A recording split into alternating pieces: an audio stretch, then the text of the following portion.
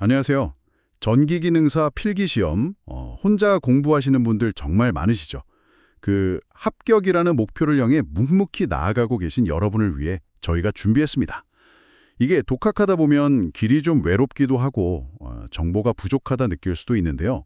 오늘 저희가 여러분이 보내주신 자료, 특히 그 전기기능사 AI 학습 노트, 네이버 블로그 포스팅, 요걸 바탕으로 핵심만 쏙쏙 뽑아서 좀 깊이 있게 파헤쳐 드릴게요. 잠시만 집중해 주세요. 네, 반갑습니다. 오늘 여러분과 함께 살펴볼 내용은 바로 단상 전동기의 소비 전력, 그러니까 유효 전력을 계산하는 방법입니다. 저희 목표는요, 단순히 공식을 그냥 외우는 걸 넘어서 왜 이 계산이 중요하고 또 각 요소가 뭘 의미하는지 이해하는 거예요. 그래서 실제 시험에서 약간 변형된 문제가 나와도 자신 있게 푸실 수 있도록요. 특히 많은 분들이 좀 헷갈려 하시는 그 역률 적용, 그리고 단위 있잖아요. V, A, W, 이걸 정확하게 사용하는 데 좀 중점을 두겠습니다. 아, 좋습니다. 단순히 문제풀이만 하는 게 아니라 그 배경이랑 의미까지 확실히 짚어보자는 거군요. 아주 좋아요. 그럼 전기기능사 AI 학습 노트 블로그 자료로 실전 감각도 키우고 합격에 한 걸음 더 다가가는 시간이 되면 좋겠습니다. 전기기능사 필기, 진짜 혼자 공부하시는 여러분 정말 대단하십니다. 저희가 옆에서 같이 걸어드릴게요. 포기하지 마세요. 자, 그럼 바로 본론으로 들어가 볼까요? 네, 좋습니다. 오늘 우리가 집중적으로 분석할 문제가 바로 이겁니다. 블로그에 딱 제시된 핵심 기출 문제인데요. 제가 한번 읽어볼게요. 단상 전압 220V의 소형 전동기를 접속하였더니 2.5A의 전류가 흘렀다. 이때 역률이 75%였다. 이 전동기의 소비 전력 W는 선택지는 1번 187.5W, 2번 412.5W, 3번 545.5W, 4번 714.5W입니다. 아, 네. 전압 주어지고, 전류 주어지고, 역률 %로 나오고, 수비 전력 와트로 묻는 거. 이거 전기기능사 필기시험에서 정말 자주 보이는 그 유형이네요. 맞습니다. 아주 전형적인 문제죠. 이 문제를 푸는 열쇠는 바로 소비 전력. 다른 말로 유효 전력이라고도 하죠. 이 유효 전력을 구하는 공식을 아는 겁니다. 그런데요, 그냥 공식만 딱 아는 것보다는 왜 이 공식을 쓰는지 잠깐 짚고 넘어가면 더 좋을 것 같아요. 이게 교류례로에서는 전압이랑 전류 말고도 역률이라는 게 전력 계산에 큰 영향을 주거든요. 역률이요? 아, 그게 왜 중요한 거죠? 그냥 전압이랑 전류? 이렇게 곱하면 안 되는 건가요? 직류 DC에서는 그냥 P 콜 VI 이렇게 간단하게 했던 것 같은데. 아, 네. 아주 좋은 질문이에요. 직류에서는 전압하고 전류 위상이 항상 같아서 그냥 곱하면 바로 전력이 되죠. 근데 교류, AC, 특히 전동기, 모터 같은 유도성 부하가 있는 회로에서는 전압하고 전류의 위상이 약간 어긋나는 현상이 생겨요. 이 어긋남 때문에 실제로 일을 하는, 그러니까 유효한 전력, 우리가 지금 구하려는 소비 전력이 있고, 실제로는 일을 안 하지만 그냥 전선에 흐르는 무효 전력이라는 게 생기거든요. 그래서 역률 코사인 세타는 뭐랄까, 전체 공급되는 전력, 그걸 피상전력이라고 하는데, 그 피상전력 중에서 얼마나 진짜 유효하게 쓰이는지를 나타내는 비율이에요. 약간 효줄 같은 개념으로 생각하시면 좀 쉬울 겁니다. 역률이 낮으면 같은 일을 해도 전류가 더 많이 필요해서 손실이 커지고요. 아하, 그렇군요. 그러니까 교류에서는 전압이랑 전류 곱한 그 값 전체가 다 일을 하는 게 아니고 그 중에서 이 역률만큼의 비율만 진짜 일을 하는 유효 전력이 된다.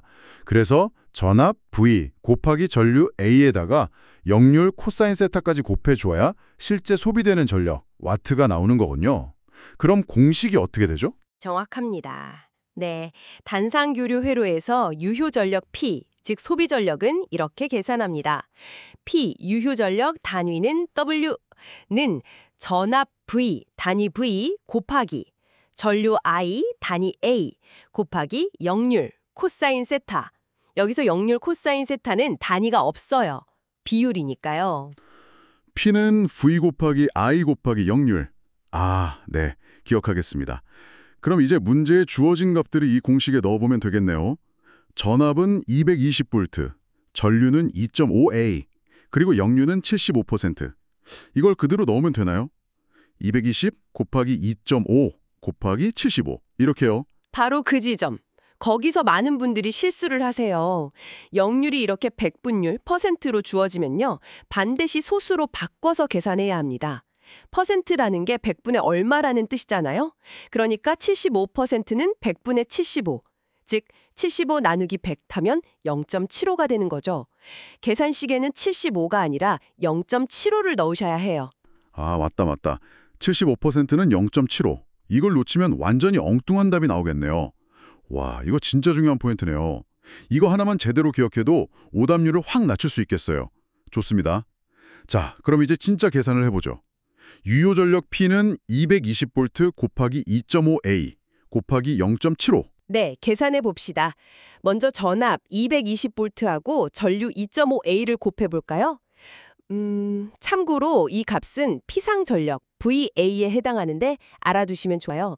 220 곱하기 2.5 하면 얼마가 될까요? 220 곱하기 2.5. 220 곱하기 2는 440이고 220의 0.5배, 그러니까 절반은 110이니까 440 더하기 110은 550, 맞나요?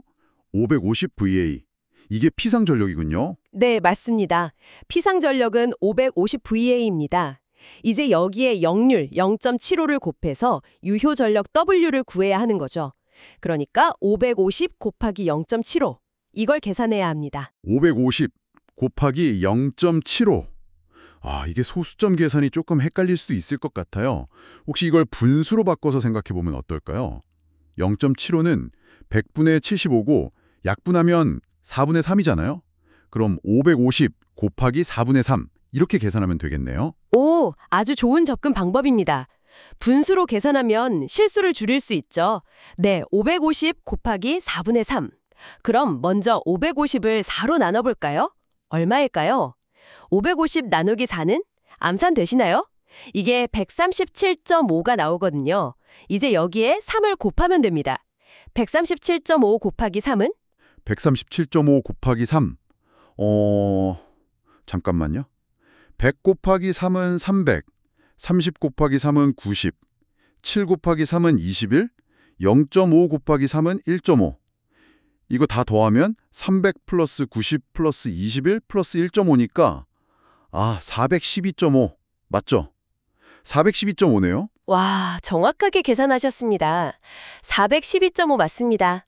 따라서 이 전동기의 소비 전력, 즉 유효 전력은 412.5가 되는 거죠. 단위는 문제에서 요구한 대로 와트를 붙여서 412.5와트. 이게 최종 답입니다. 와, 계산 과정이 조금 있긴 했지만 공식을 알고 그 역률 변환, 그것만 주의하면 충분히 풀 수 있네요.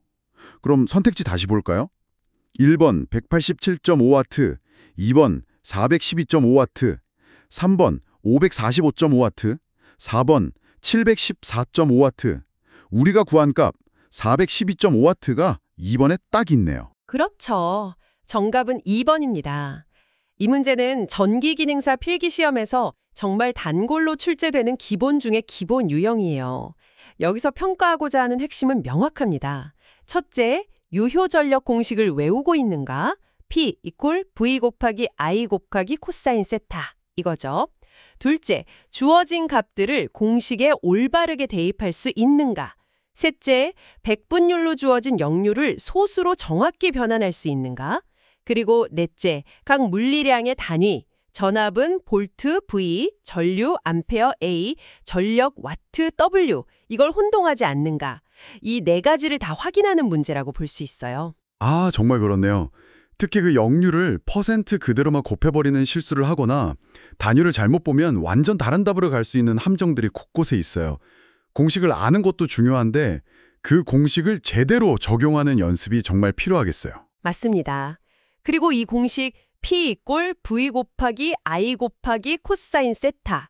이게 단순히 시험만을 위한 건 아니에요. 실제 현장에서 전기 설비 용량 계산하거나 아니면 가정에서 쓰는 전기 제품들 에너지 효율 이해하는데 아주 기본이 되는 중요한 개념이거든요.